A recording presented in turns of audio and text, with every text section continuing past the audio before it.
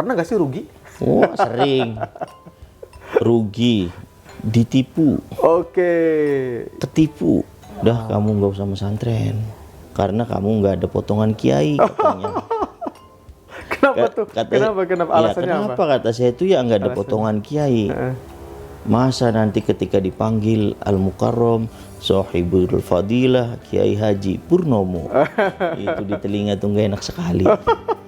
Ya, ketika kita sudah saatnya memang manggung naik, Iya. ya otomatis kita akan manggung sendiri gitu. Iya, Jadi tidak ada sokongan dari bapak maupun dari paman gitu. Oh, kode keras sih. Punya hutang minus 900 jutaan, hampir 1 miliar. 900 juta? Iya, saat itu langsung sama Danis kan. Saya doakan semoga kamu secepatnya ketipu. Akulah para pencarimu, ya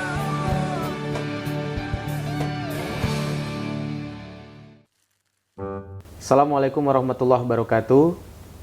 Bismillah, alhamdulillah, wassalatu wassalamu ala rasulillah wa ala alihi washabihi wa mawalah. La haula wa la quwata illa billah. Perkenalkan, saya Agung Prawoto. Saya host dari program Ngopi, Ngobrol Penuh Inspirasi, yang digagas atau diinisiasi oleh LPNU Jawa Barat. Di samping saya sudah ada Ketua LPNU Jawa Barat, yakni Kang Mas Haji Purnomo. Kita akan ngobrol ya terkait bagaimana Kang Mas Purnomo ini sekarang bisa memiliki gurita bisnis yang begitu banyak ya. Kang Mas, gimana kabarnya, sehat? Alhamdulillah sehat, Mas Agung. Ini saya lagi ada di Taruna Beton, Kang Mas ya. Iya, ini betul. ada di kantornya Kang Mas Purnomo. Kang Mas, perusahaan apa saja sih yang sekarang Kang Mas bawahi itu ada PT apa saja gitu, kemudian bergerak di bidang apa gitu? Itu kita ada 4 perusahaan. Yang pertama di PT Taruna Karya Utama. Itu awalnya jasa konstruksi. Biasa ikut lelang di PUPR dan lain sebagainya. Di tahun 2021 karena kebutuhan beton yang begitu besar, sejumlah 30.000 kubik Dari PUPR juga itu? dari PUPR dan juga bikin precast, akhirnya saya punya inisiatif bikin batching plan. Oh, batching plan. Oke. Tercetuslah nama Taruna Beton. Itu berawal dari PT Taruna Karya Utama yang spesialisnya Taruna Beton ini memproduksi beton. Kita batching plan dan juga ada produk turunannya. Kita bikin precast. Precast itu ada untuk precast irigasi, tiang pancang, tetrapod, terus kubus beton, unit dan lain sebagainya. Dan juga ada PT Muara Jati. Itu Apa juga tuh PT Muara Jati? bergerak di bidang jasa konstruksi, pengadaan. Ada lagi PT Pandita Jasa Prima, itu di bergerak di pengadaan solar industri. Solar Jadi industri. Oke. kita agen PBM Pertamina. Ada lagi di PT Adikarya Putri Pratama. Itu spesialis di Pertamina karena memang kantor kita berdekatan dengan Pertamina ya? Balongan. Balongan. Memang Itu ada core apa? business yang hit. Ada kerjasama yang PT Adi tadi sama Balongan ya? Ya sama Pertamina karena kita kan berdekatan. Iya, iya. Di Pertamina itu kan ada RU, refinery, ada EP, UPMS dan lain sebagainya. Karena kita bertetangga, berdekatan, jadi ya kita bersinergi gitu, berkolaborasi untuk bisa ikut sama-sama berpartisipasi lah di Pertamina Balongan. Berarti sebenarnya semua core bisnis itu berawal dari PT Taruna Karya Utama tadi ya? Ya. Itu tahun berapa itu kalau bisa dibagikan? Itu Taruna kepada Karya teman-teman? Utama ya sejarahnya itu punya orang. Oh, awalnya. Kemudian saya akuisisi kepemilikan saham dan perusahaannya semuanya dibeli dan dirombak total. Iya, iya. Akhirnya sekarang berkembang. Dan yang lebih dominan itu di Taruna Karya Utama itu yang sekarang Oke. melahirkan Taruna Beton gitu. Oke. Itu tahun berapa itu? Tahun 2015, 2015 berarti Iya. 8 tahun 9 tahun yang lalu ya. 9 tahun yang lalu betul Mas Oke. Agung. Nah, dari situ kemudian berkembang justru yang sekarang terkenalnya Taruna Betonnya ya sekarang ya. Taruna Betonnya Ah, karena di Indramayu ini proyek itu lagi gencar-gencaran Iya. begitu besar. oke. Baik itu proyek PUPR yang di BBWS Cimanuk di Sanggarung maupun Pertamina Balongan, Politama, kemudian ada juga dari proyek pemerintah daerah PUPR, Oke. Pemda. Oke. Itu semuanya mayoritas suplai betonnya dari kita, dari Taruna Beton. Sehingga walaupun usia beton kita Taruna Beton ini Baru masih lah. muda, 3 tahun 2021 ya? 3 3 tahun, tahun berarti. tapi alhamdulillah omsetnya sudah besar gitu, sudah Oke. banyak. Itu pasirnya kita dapat dari mana itu? Kan beton itu kan campuran ya, itu antara Iya. pasir, kemudian ada batu-batu kerikil. Ya, kalau materialnya itu pasir dari Cimalaka, Cimalaka, Sumedang. Sumedang. Kalau splitnya itu ada yang dari Palimanan, kemudian juga ada yang dari Marongge, Sumedang juga Sumedang di juga. situ. Kita harus pandai-pandai membaca peluang karena saat pendirian batching plan itu di tahun 2021 yang mana Covid. lagi marak-maraknya Covid itu. Iya. Semua hampir tutup, alhamdulillah kita bisa bertahan bahkan melompat lebih jauh gitu. Oke. Di tengah Covid yang begitu dahsyatnya. Nah, itu suatu hal yang luar biasa ya, teman-teman ya. Jadi 2021 tuh orang sedang merangkak mau naik Ya, karena dihajar Covid tahun 2020 ya. Iya, Tapi Pak Ketua bisa langsung ekspansi seperti itu selain yang melatar belakangi karena ada pesanan tadi 30 ribu kubik. ribu kubik, itu apa itu yang bisa melatar belakangi itu kok bisa kepikiran itu gitu? Ya, karena kita kalau sebagai pengusaha itu harus pandai memanfaatkan, membaca peluang gitu, membaca tantangan. Iya. Ketika Covid harus jadi peluang. Peluang apa untuk menghasilkan pundi-pundi rupiah. Oke. Dan juga kalau di dunia usaha itu yang bermain itu feeling. Feeling bisnis itu harus Insting kuat. ya? Insting. Insting ya. Insting atau feeling bisnis. Iya. Seberapapun analisa seseorang sangat matang, Iya. tapi ketika insting atau feeling bisnisnya itu Nggak jalan? tidak jalan, tidak match, itu bisnis itu nggak akan jalan. Oh. Dan saat oke, itu oke.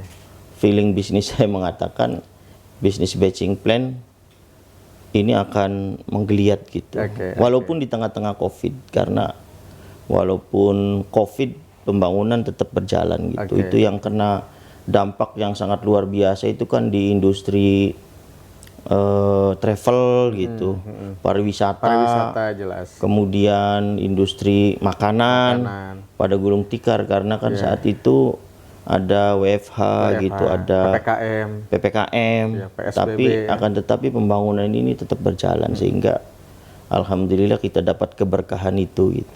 Nah, untuk beton sendiri itu pengiriman apakah bisa jauh atau ada durasi pengiriman maksimal harus berapa puluh kilometer gitu? Nah, kalau itu maksimal pengiriman beton itu di 40 kilo. 40 kilo berarti dari kilo Indramayu kemana ya? Dari Indramayu ke Cirebon lah. Cirebon. Kalau ke sana Karena ketika ke Subang ini nggak nyampe nggak? ke Subang terlalu jauh. Terlalu jauh ya. Karena ketika jaraknya ini, jarak tempuhnya ditempuh lebih dari 2 jam itu akan mengurangi kualitas beton itu sendiri. Maka kita batasi untuk jaraknya supaya kualitas ini, spek ini tetap terjaga. Apakah di Indramayu sendiri sebelum ini sudah ada orang yang terjun di dunia perbetonan ini?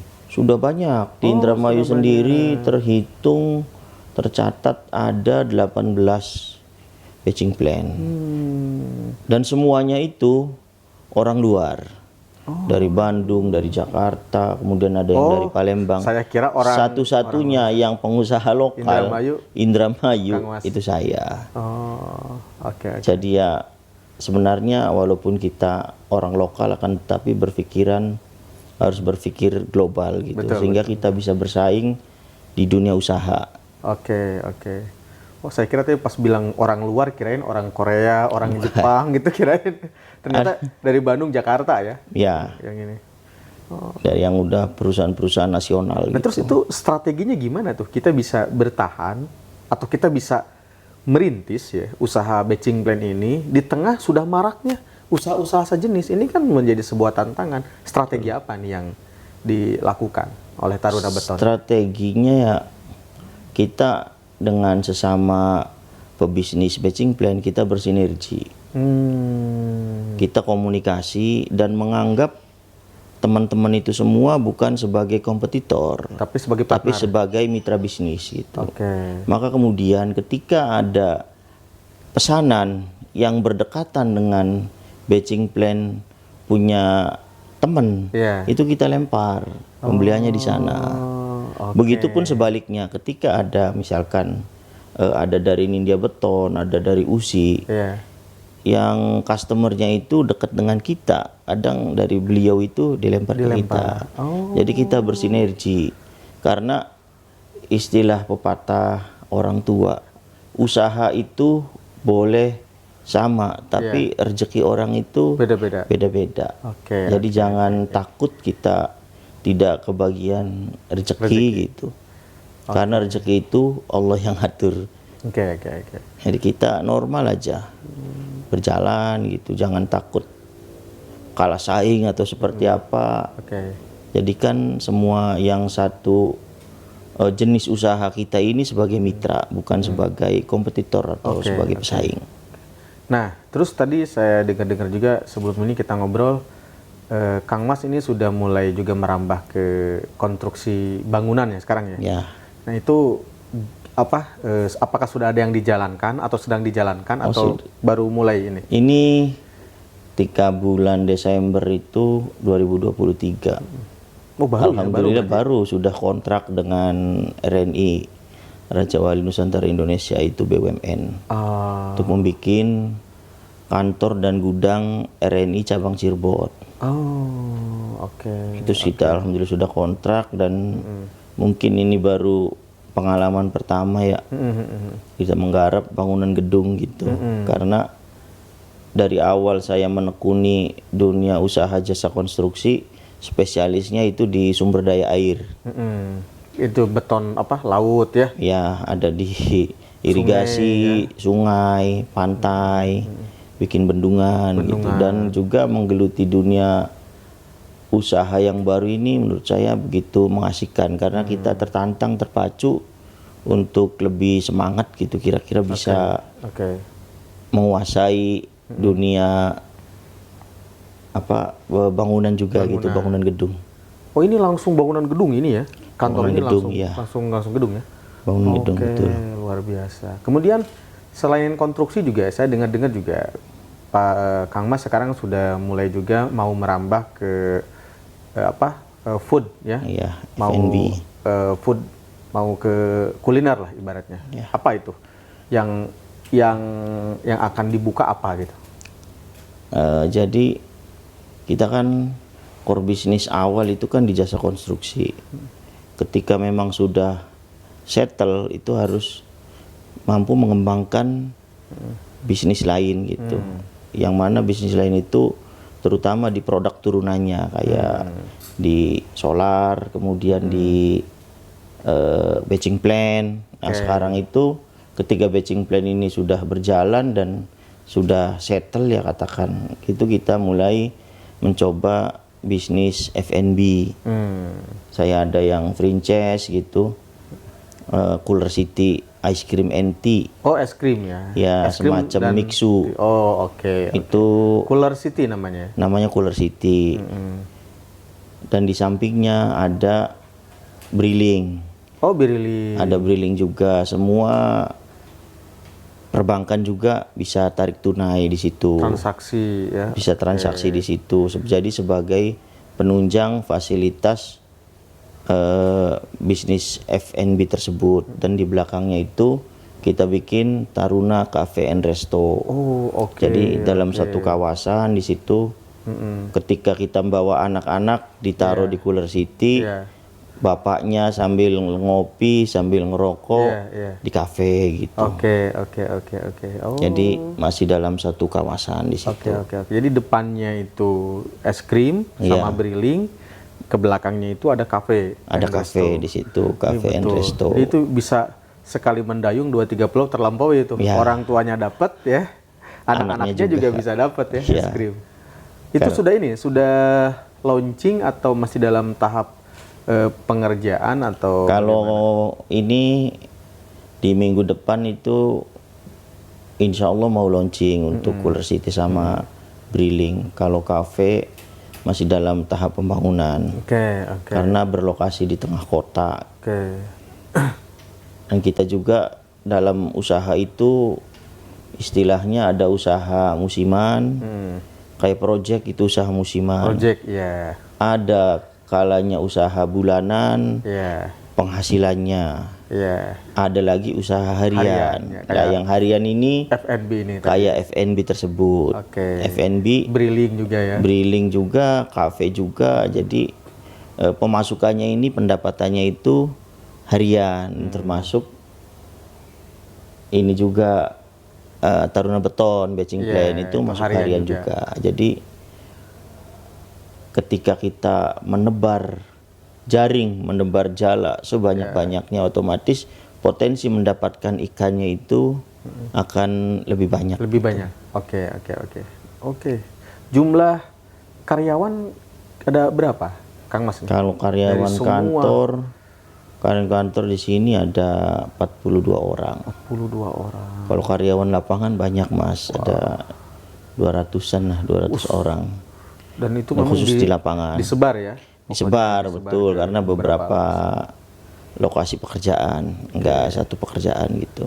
Wih, mantap luar biasa. Nah, apa sih yang melatar belakangi ini Kang Mas ini? Kan kalau saya lihat di CV-nya ya ini, jadi Kang Mas Purnomo ini ternyata lulusan dari kampus jurusan ilmu politik ya. Iya. Ilmu politik, kemudian terjun ke bisnis konstruksi. Ini kan suatu hal yang sangat jomplang sekali gitu kan. Ya. Nah, ini apakah dulu ketika kecil ada hikayat atau ada sejarah orang tua, apakah dulu juga konstruksi atau bagaimana? Bisa diceritakan nggak bagaimana latar belakang Kang Mas Purnomo ini, dari keluarga seperti apa, kemudian bagaimana gitu ketika kecil? Kalau gini Mas ya, sebenarnya saya sedih menceritakan ini karena saya itu yatim semenjak masih umur 3 tahun. Oh, 3 tahun sudah yatim. 3 tahun saya sudah yatim. Kemudian setelah ya ibu saya menjadi TKW karena untuk memenuhi kebutuhan hidup keluarga itu ditopang dari Ke negara mana TKW-nya? ke Malaysia, ke Saudi gitu, ke Qatar ya. Oke. Nah, setelah lulus SD saya di pesantren Pesantren di Nadwatul Ummah Buntet Pesantren Pesantren Cirebon. Cirebon. Asuhan Kiai Fuad Hashim. Bentar, Kang Mas ini berapa bersaudara? Saya 3 bersaudara, Anak ke? 2. Anak kedua. Jadi dari ada 3 kakak bersaudara. sama Ada adik tengah-tengah ya. Betul. Oke, lanjut. Terus gimana tadi? Nah, karena saya ini keluarga yang nggak punya, akhirnya ketika mondok itu menjadi khodam kiai. Atau Pak, istilah khodam itu apa? Istilah Barangkali khodam- ada teman-teman yang kurang memahami khodam itu apa? Istilah khodam itu jadi santri yang bantu-bantu di dalam rumahnya kiai. Di situ ngurus putranya kiai, nyapu, ngepel, nyuci baju, Ngapu. supaya tidak membayar uang bulanan. Oke. Jadi kita ini diganti dengan mandiri sejak ya? kecil gitu. Oke. Gimana kita caranya survive gitu, bisa bertahan, bisa mesantren tapi tidak mengeluarkan uang yang terlalu besar gitu. Maka kemudian kita mengabdi, atau istilah di pesantren itu menjadi khodam kiai. Khodam bahasanya ya. Ya. Oke. Dan keunggulannya itu kita bisa dapat barokah dari kiai karena langsung praktek. Hmm. Yang lain itu hanya Teori. belajar teori baik dari sekolah maupun dari pengajian, ngaji utawi iki-iku. Kata Iki. Ya sudah biasa di pesantren salaf ya. Iya, iya. Nah kalau khodam itu biasa nerima tamu, biasa ngikut kiai, biasa berinteraksi dengan tamu-tamu dari luar, Iya. entah itu dari kalangan pejabat, dari kalangan pengusaha, ataupun dari orang biasa. Jadi kita secara emosional sudah terbiasa berinteraksi atau bersentuhan dengan masyarakat gitu. Nah itu SMP di situ sambil pesantren ya. Ya. SMA SMA di Buntet sama masih di situ juga. masih di lanjut. situ. Pas kuliah, ya selesai SMA saat itu saya izin pamit boyong Oh izin sama pamit, Pak almarhumlah Kiai pimpinan. Kiai Haji Lutfil Hakim, itu putranya Kiai Fuad Hashim. Saya saat itu memang aktif di forum Bahtul Masail, LBM. LBM, dan rasa ingin mendalami ilmu agama itu sangat tinggi. Oh, Sehingga izin pamit boyong untuk meneruskan pesantren di Jawa Timur. di Entah di Lirboyo saat itu ya, ataupun di Ploso gitu, ataupun di Tebu Ireng. Untuk memperdalam lah, karena di Cirebon itu kan hanya sebagai pondasi, fondasi. Oke. sebagai basic ya. Nah, tapi kata guru saya tidak boleh. Udah kamu nggak usah pesantren, nemenin saya aja, karena kamu nggak ada potongan kiai katanya. Kenapa tuh? Kenapa Ya, alasannya apa? kenapa kata saya itu ya nggak ada potongan kiai. Masa nanti ketika dipanggil Al-Mukarram Sohibul Fadilah Kiai Haji Purnomo itu di telinga tuh nggak enak sekali. Ya saya sami'na wa ta'na ya, sudahlah.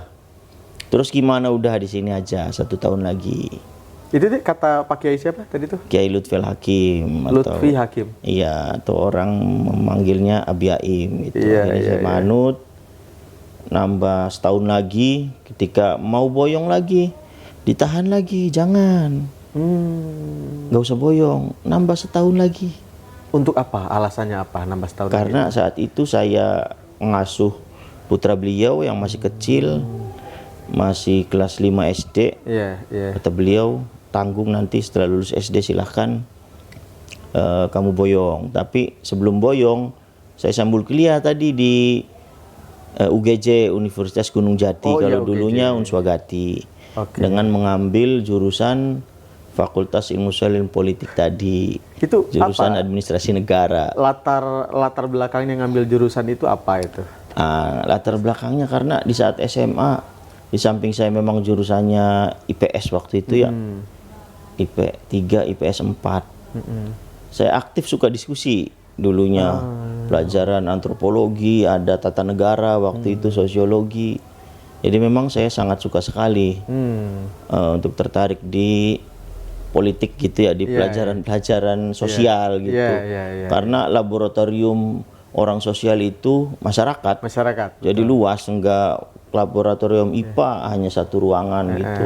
Laboratorium bahasa ya paling komputer dan sebagainya. Kalau orang sosial itu luas sosial gitu ya. Dunia dan seisinya itulah laboratorium kita. Nah terus setelah tadi ditahan untuk tidak boyong, tadi kan ditahan setahun lagi sambil kuliah itu. Betul. Itu tetap asli setahun lagi atau setahun lagi, asli setahun lagi. Begitu 1 tahun kita baru diperbolehkan boyong. Nah itu kita langsung pulang ke rumah, ke Indramayu. Enggak, saat itu enggak langsung pulang karena saya kuliah di Cirebon. Di Cirebon. Jadi boyong, kuliah sambil usaha. Saat itu buka counter HP. Waktu kuliah itu? Waktu kuliah. Kemudian jual HP second, jual buku. Bentar, itu modal awal dari mana itu? Itu modal awal ya, saya nggak punya modal ya, modal kepercayaan aja. Kita kerjasama dengan saudara, dengan teman gitu. Ada yang modalin, saya presentasikan, ini saya bisnis seperti ini. Dengan modal sekian gitu bisa dapat keuntungan sekian. Oke. Itu modal yang modal kepercayaan dari awal. Oke. Nah itu usaha itu sukses atau tidak tuh? Usaha konter tadi kayak buku itu. Alhamdulillah usaha konter sukses ya.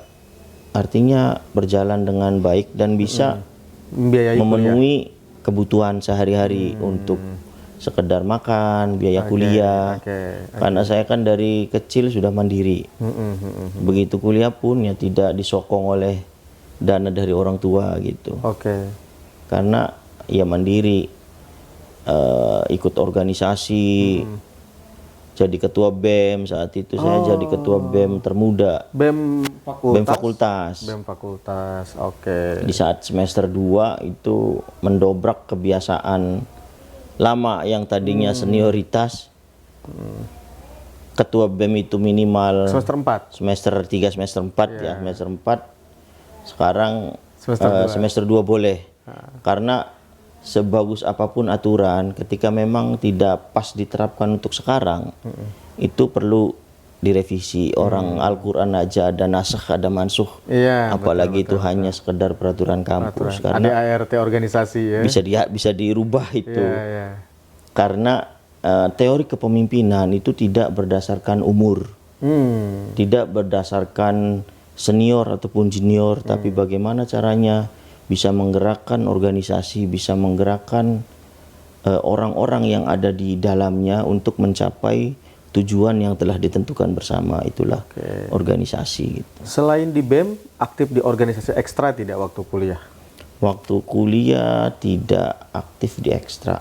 Pernah aktif di ekstra di ini Serikat Mahasiswa Indonesia, karena lebih aktif di diskusi-diskusinya. Oh, Serikat Mahasiswa Indonesia. Iya. Oh, di kampus itu ada organisasi ekstranya itu? Ada, tapi nggak populer gitu. Karena Yang kita lebih populer apa dulu selain itu? ya, yang populer kan ada PMI, HMI, Iya. GMI dan sebagainya lah. Oke. Tapi saya tidak, karena waktu luang saya digunakan untuk berbisnis, Iya. Untuk untuk memenuhi. usaha. Ya, sering mengikuti seminar-seminar, pelatihan-pelatihan gitu, sehingga sudah tercetak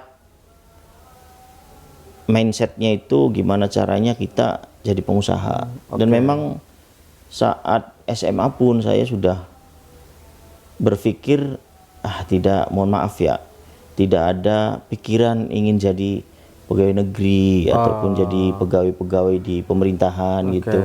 Saya pengen wira swasta, karena dari segi waktu kita tidak terkungkung oleh waktu, tidak diatur oleh aturan-aturan gitu. Kita bisa leluasa memanage waktu. Maka kemudian yang paling efektif adalah berbisnis. Emang dulu ketika kuliah sambil bisnis itu, kalau boleh tahu, berapa sih omsetnya ketika itu dulu, pada masa itu omsetnya berapa sih jualan pulsa itu?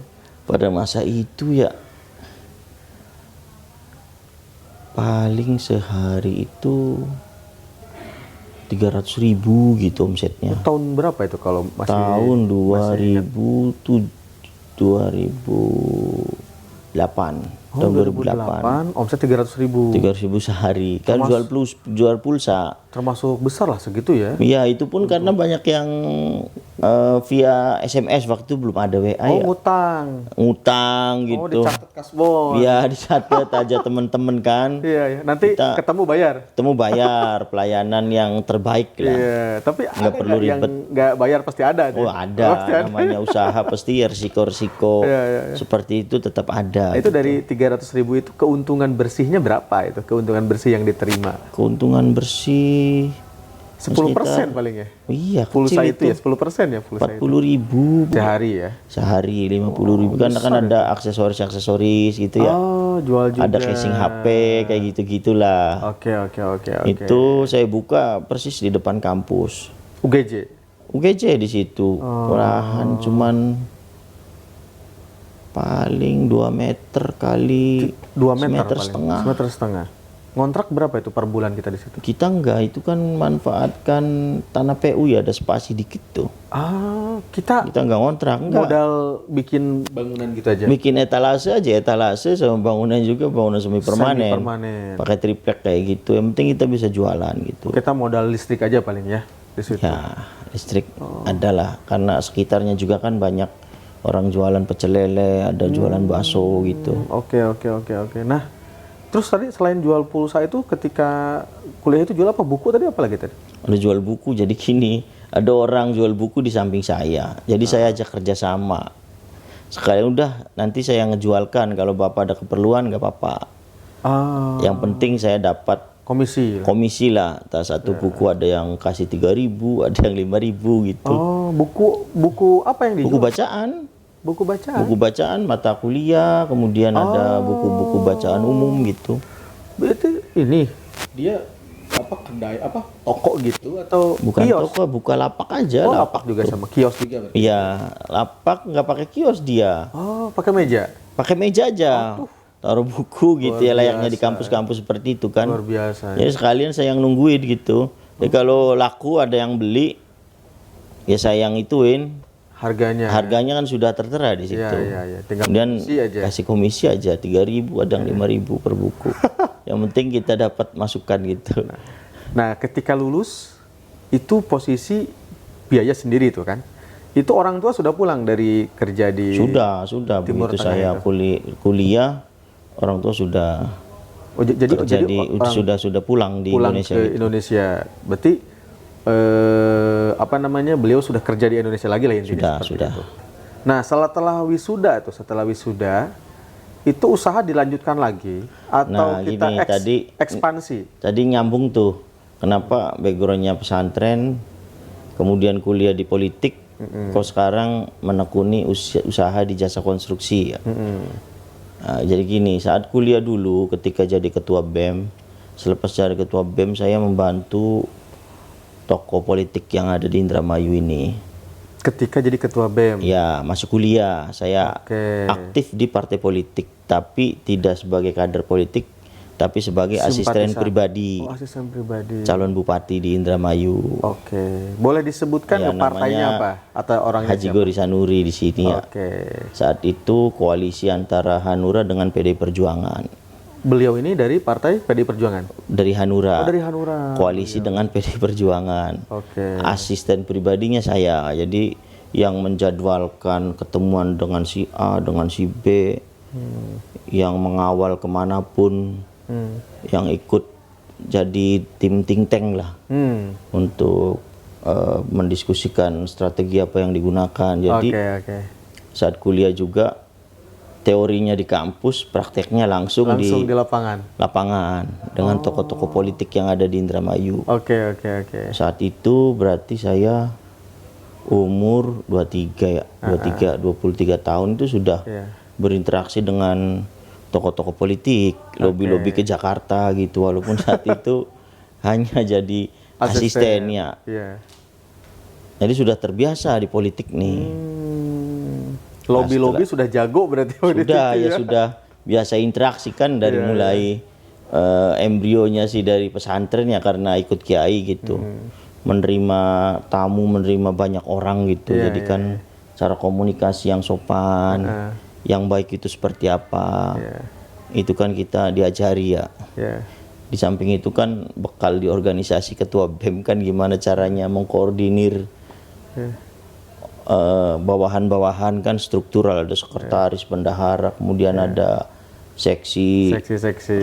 seksi-seksi. Jadi kan kita sebagai pimpinan itu merumuskan pikiran-pikiran besar, kemudian diaplikasikan sama di bawahnya.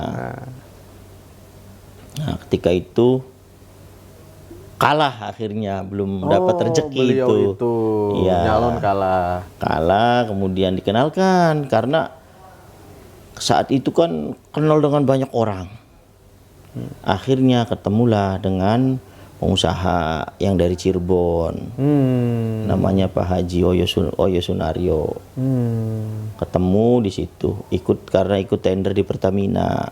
Saya ikut bantuin kan, karena saat itu masih muda, saya masih bujangan. Iya, iya. Ikut bantuin, dan menang proyeknya. Tapi saya tidak ikut berkecimpung di proyeknya karena memang saya nggak ngerti gitu. Berarti bantuin secara administratif lah ya? Administrasi aja, Oke. bantu-bantu Tapi itu apa usaha segala pulsa macam. ditinggalin sudah itu? Usaha pulsa di kampus ditinggalin, saya jual ke temen, geser ke Indramayu, kampung halaman. Buka lagi gitu. Buka lagi. Kita yang Jadi jaga. Enggak, orang lain gitu. Kita ya manage Kita aja. punya karyawan lah ya. Ya, punya karyawan. Oke. Selepas itu belum ada milik ya, belum berhasil. Kemudian tadi ketemu dengan pengusaha, nah akhirnya nyambung di usaha. Ketika mau ikut tender pekerjaan di Cirebon, itu karena sudah kenal, akhirnya sudah Mas Pur, jadi pelaksana Pak Haji saja.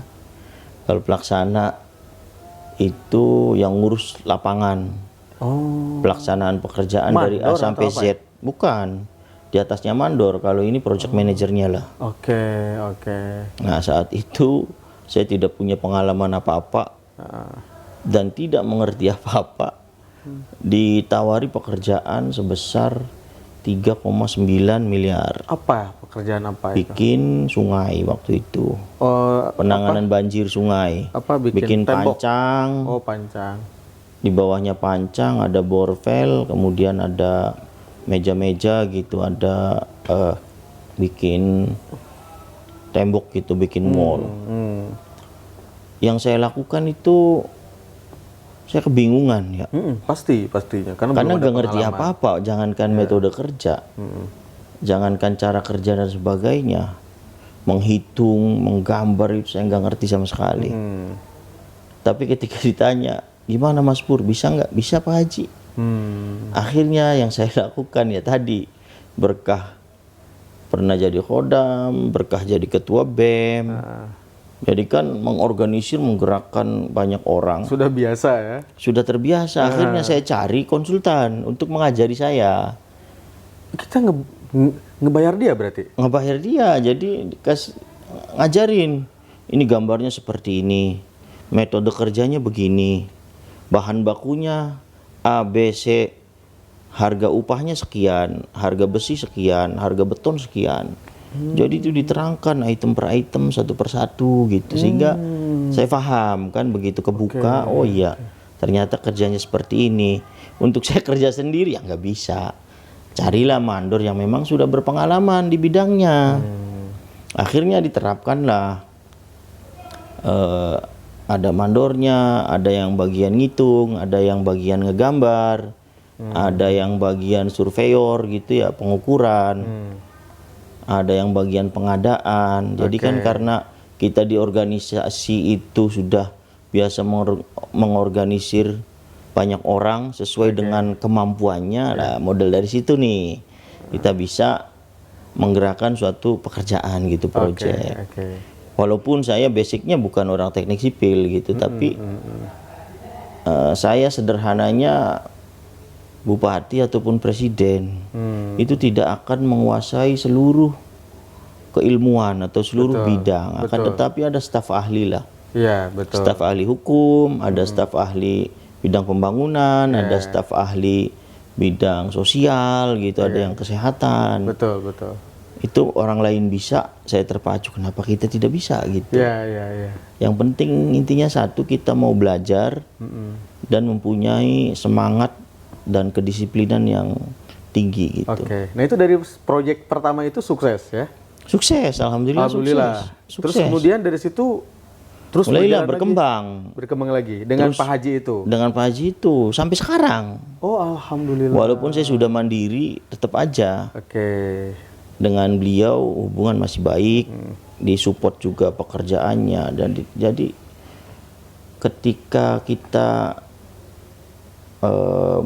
punya cita-cita, punya angan-angan, saya saat itu tidak punya pekerjaan ya, belum punya pekerjaan kan, dikasih pekerjaan, tetapi saya juga berdoa kepada sang pemilik alam semesta, Pada Allah. pada Allah Subhanahu wa taala. Kira-kira dikasih kerjaan juga dikasih modalnya. Oh, Kemudian sama si bos ini kerjaan dikasih, modal dikasih.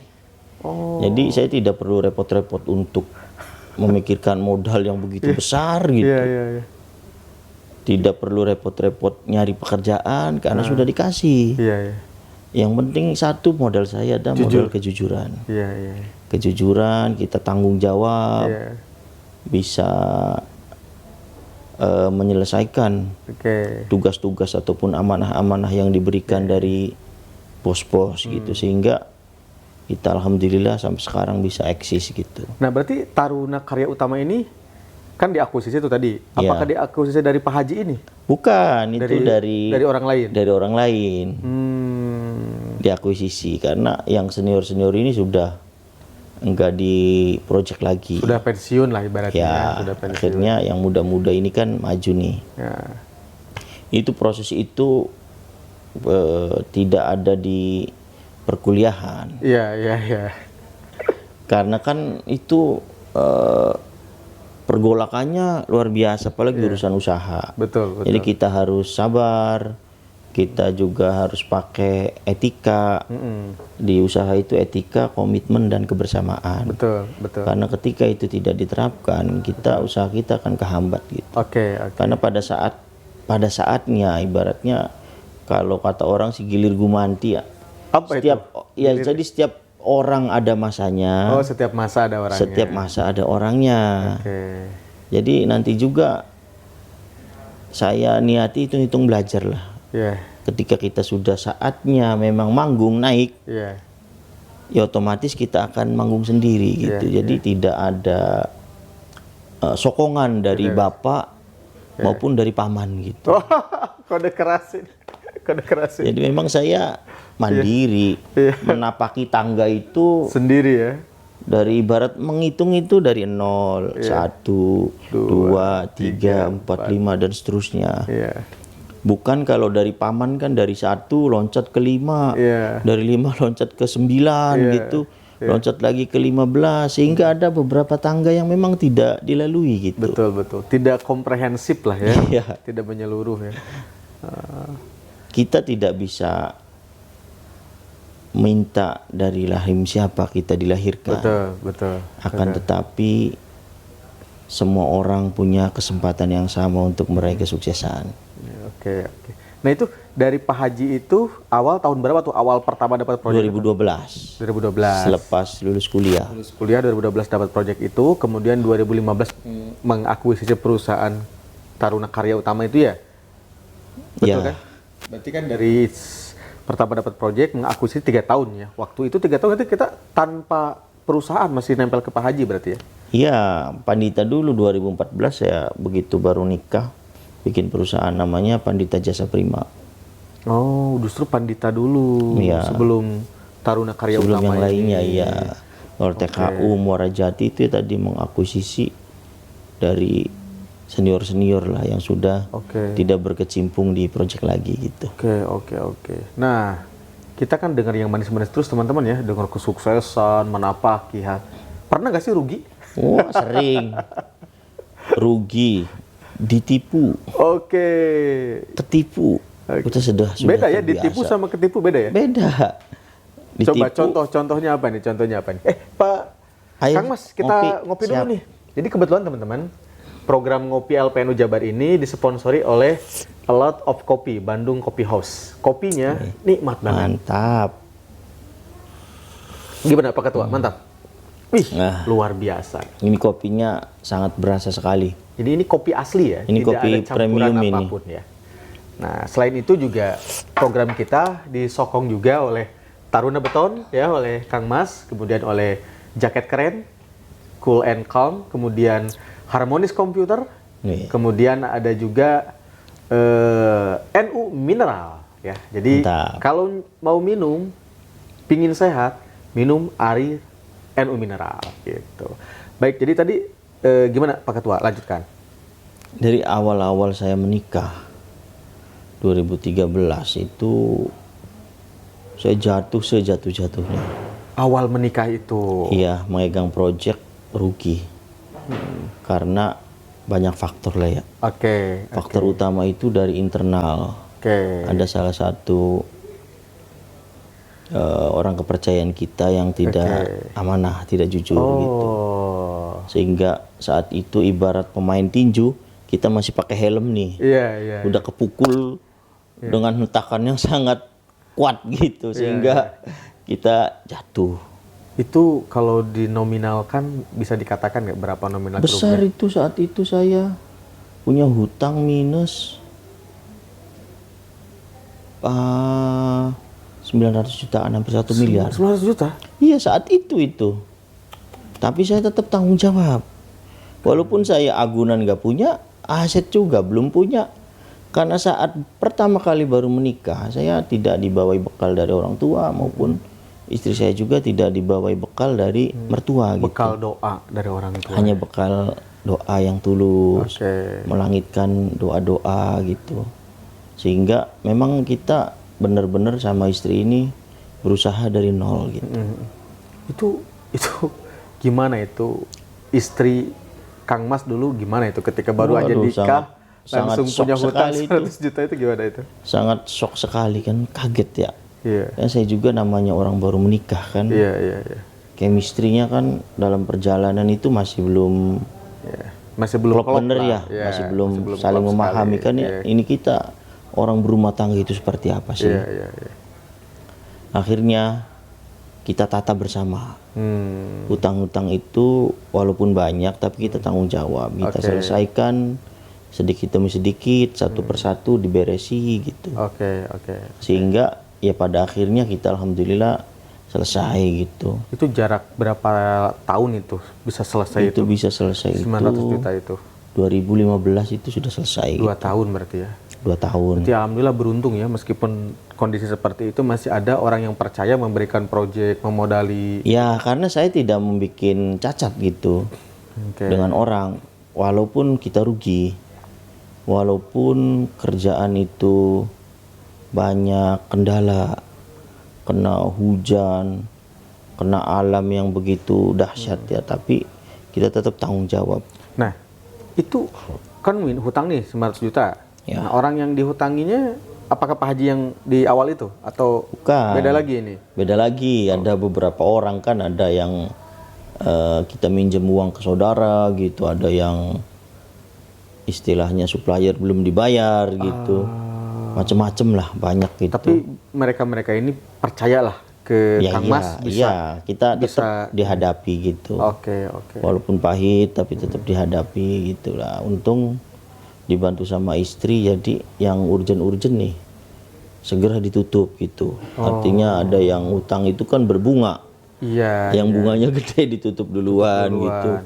Yang bunganya agak kecil baru berikutnya skala prioritas tuh. Oh, berarti istri itu betul-betul ya membantu ketika perintisan Sangat dari membantu nol itu ya karena sampai sekarang ya, luar biasa. kelemahan kita kan sebagai laki-laki ya, di administrasi itu tidak tertib gitu. Kurang rapih lah. Kurang rapi. Kalau perempuan kan istri semua pencatatan itu tercatat semua, dibukukan semua sehingga termanage dengan baik gitu. Kalau ibaratnya kalau perempuan itu teman-teman ya, kalau ngelola uang itu ya di satu saku. Iya. Kalau laki-laki nggak nyimpan di sini satu, sini Iya. satu, sini satu. Kadang-kadang lupa tuh di mana uangnya. Iya. Kadang masuk saku kanan, ngambil saku kiri gitu kan. Oke, jadi setelah itu, kerugian, kemudian tadi pernah nggak rugi lagi atau ketipu atau ditipu lagi? Itu tiap tahun, hampir tiap tahun saya Tiap tahun ada ya? ada aja. Yang nipu ada, yang rugi project juga ada. Jadi misalnya dari setahun nih saya megang 5 paket. Iya. Ini tidak 5-5-nya semua untung semua. Ini kadang Oke. ada aja salah satunya. Yang loss. Yang loss ya. Oke. Yang rugi sih banyak faktor lah ya. Kadang harganya memang tidak masuk. Iya. Kadang ada kenaikan harga besi yang tadinya 9.000 saat perang Rusia sama Ukraina tuh jadi 13.000 gitu. Sedangkan kita sudah kontrak tuh. Signifikan ya naiknya. Akhirnya kan kita rugi. Oke. Tapi ya namanya usaha, ibaratnya ini rugi, ini untung, ini rugi, ini untung, ini untung. Yang penting akumulasi akhir tiap tahunnya itu bisa plus gitu, bisa ada margin. Berarti memang sesuai yang disampaikan oleh Dahlan Iskan ya, waktu Kang Ya. Mas waktu itu cerita. Gimana tuh? Dahlan ini kan ceritanya gimana tuh waktu itu? Dan itu semua peserta ditanyain. Ini peserta apa ini? Peserta sekolah CEO. Jadi yang sekolah itu CEO, ada founder, ada juga owner gitu. Owner perusahaan ya. Itu ketika ditanyain, kamu pernah rugi nggak? Kamu pernah ketipu nggak? Gitu. Ketika ada yang jawab, saya belum pernah ketipu, itu langsung sama Dahlan Iskan, saya doakan semoga kamu secepatnya ketipu. Gitu. Karena belum dikatakan pengusaha sejati sebelum ditipu. Artinya ketika bedanya pengusaha dengan bukan pengusaha, ketika pengusaha ketipu, jatuh, bangun lagi. Betul. Jatuh, bangun lagi. Ketika kita jatuh, tidak bangun-bangun, ya sudah, karir kita selesai. Tapi ketika kita jatuh bangun, dan pada akhirnya kita akan melejit gitu. Itu yang terakhir itu kan. Dan memang itu saya untungnya jatuhnya itu di awal gitu. Jadi belum tinggi jatuh, jadi jatuhnya nggak terlalu sakit. Yang sakit itu ketika sudah tinggi, kemudian jatuh, nyungsep itu bangun laginya susah. Jadi intinya mungkin sekarang tetap juga merasakan kerugian-kerugian, tapi karena sudah dulu pernah ngalamin berat gitu ya, sekarang jadi terasa ringan lah ya, seperti biasa ya, meskipun itu tetap rugi ya.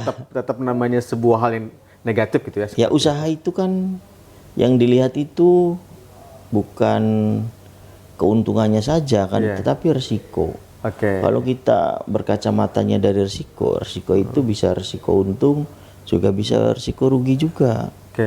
Faktornya kan ada force major, ada ya tadi ada yang tidak bisa keprediksi, harga-harga yang naik gitu, kemudian juga alam gitu di saat ngerjakan bendung, hujan gitu kan. Ada badai, ada kiriman, banjir bandang. Saya sudah sering sekali menemukan hal-hal seperti itu gitu. Sehingga ya ketika menemukan hal tersebut sudah tidak kaget gitu. Sudah terbiasa. Nah, kemudian selain dari itu semua, Kang Mas ini juga aktif ya di LPNU. Ini motivasinya apa sih? Aktif di LPNU, apalagi sekarang memegang jabatan yang begitu penting sebagai ketua. Jadi istilahnya kita sebagai santri di NU itu bentuknya pengabdian. Bagaimana caranya kita berkhidmah, menghidupkan organisasi. Istilahnya kita ngasih makan kucing, yang bertelur itu ayam. Di organisasi memang kita keluar uang, baik itu untuk transport, operasional, kegiatan-kegiatan. Akan tetapi telurnya dari ayam, ayamnya dari mana? Itu kan hanya istilah, yaitu dari usaha-usaha kita. Karena dengan berkhidmah kita mendapatkan berkah dari para muassis ulama NU, sehingga usaha kita semakin maju, semakin berkembang, semakin maju, semakin berkembang. Dan juga kita kan begitu banyak saudara, banyak temen gitu, sama pebisnis atau pengusaha, nyambung. Itu ada aja di situ nilai rezekinya dari situ. Walaupun dari sisi organisasi ya, namanya ketua itu sebagai ujung tombak dan ujung tombok gitu.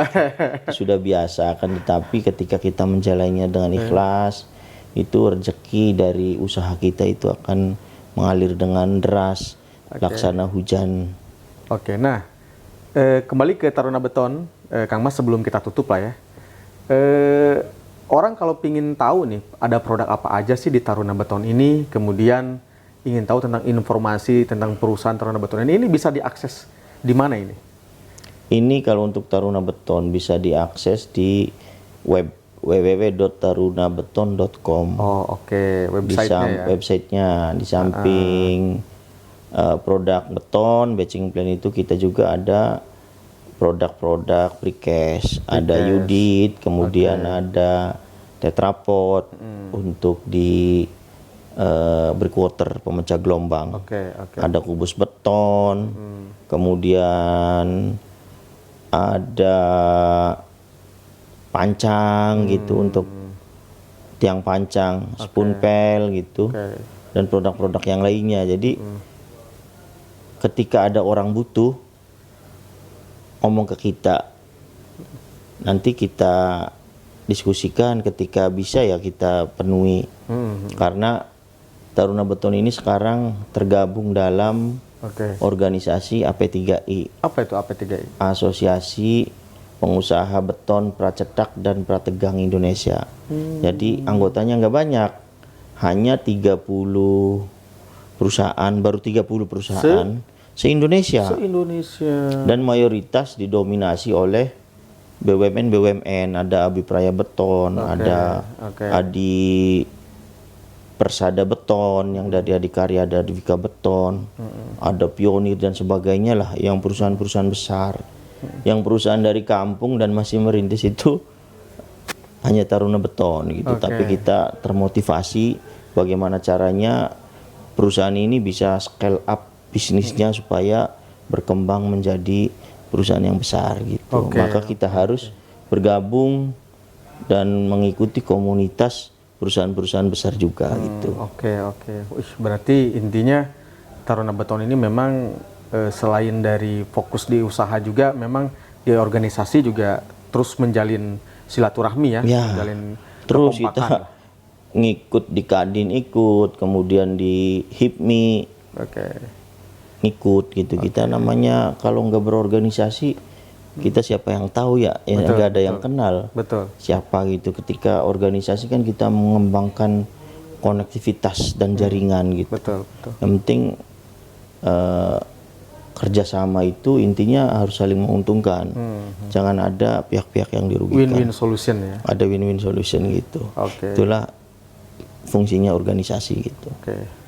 Baik, berarti teman-teman luar biasa ya. Ini perjalanan hidup dari sang raja beton Indonesia ya, dari Kang Mas Purnomo. Tadi apabila teman-teman ingin mengetahui produk-produk apa saja yang ada di Taruna Beton ini atau di Taruna Karya Utama ini, bisa mengakses website www.tarunabeton.com ataupun Instagram ada ya, Instagram ada, dan juga channel YouTube juga ada. Jadi nanti teman-teman bisa melihat proyek-proyek yang telah dilakukan oleh Taruna Beton juga di channel YouTube ada, nanti akan di-upload ya.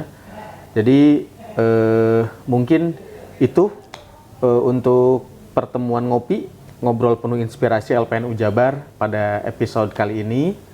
Mudah-mudahan banyak manfaat, banyak ibroh yang bisa diambil oleh kita semua sebagai pengusaha-pengusaha baru. Ya, saya doakan Kang Mas lancar terus usahanya, Kang Mas, sehat selalu dan terus bisa memberikan kontribusi nyata bagi LPNU Jawa Barat. Baik teman-teman, mungkin ini akhir dari acara kita di Ngobrol Penuh Inspirasi LPNU Jawa Barat, yang mana program ini disponsori oleh A Lot of Coffee, Bandung Coffee House, kemudian oleh Taruna Beton, jaket keren, Harmonis Komputer, dan Nu Mineral. Kita jumpa lagi di video ngopi selanjutnya. Walafu minkum, wallahul muwafiq ila aqwamit thoriq. Wassalamualaikum warahmatullahi wabarakatuh. Waalaikumsalam. Luar biasa. Alhamdulillah.